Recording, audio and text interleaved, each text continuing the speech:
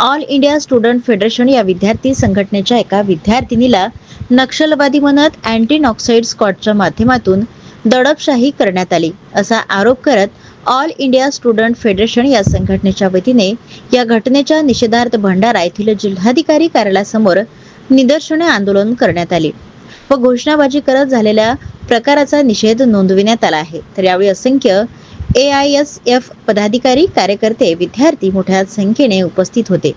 या आंदोलनाला कम्युनिस्ट पक्षाने देखील पाठिंबा दिला आणि या प्रकरणाची गंभीर दखल घेत कारवाई करण्याची मागणी करण्यात आली आहे। नमस्कार, मी कॉम्रेड वैभव चोपकर, राज्य अध्यक्ष ऑल इंडिया स्टुडंट्स फेडरेशन।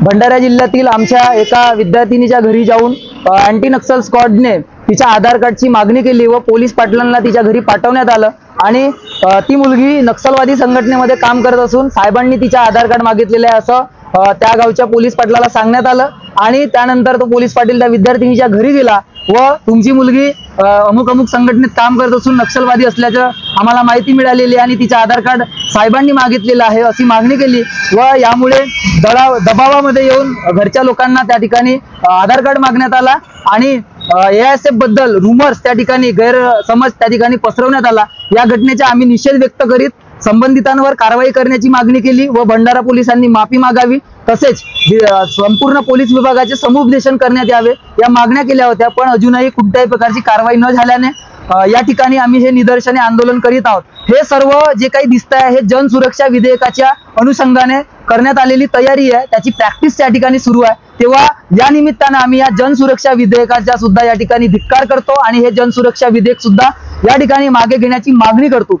एकीकडे जर प्राईम मिनिस्टर आपली डिग्री दाखवत नसतील आणि विद्यार्थ्यांना जर आधार कार्डची मागणी होत असेल तर हा डेमोक्रेसी मधला दुजाभाव चालणार नाही, हे आम्हाला या ठिकाणी सांगायचे आहे। AISF खपवून घेणार नाही। तेव्हा या माध्यमातून आम्हाला सांगायचं आहे की जर आमच्या मागण्या लवकर पूर्ण झाल्या नाही आणि 1 आठवड्यामध्ये मागण्या मान्य झाल्या नाही तर येणाऱ्या काळामध्ये आम्ही यापेक्षा व्यापक व तीव्र स्वरूपाचे आंदोलन पोलीस प्रशासन व महाराष्ट्र शासनाच्या विरोधामध्ये छेडणार आहोत, हे मला या माध्यमातून सांगायचे आहे। धन्यवाद। इन्कलाब जिंदाबाद, लढेंगे जिंदाबाद। मी कॉम्रेड हिवराज उके, भारतीय कम्युनिस्ट पक्षाचा जिल्हा सचिव।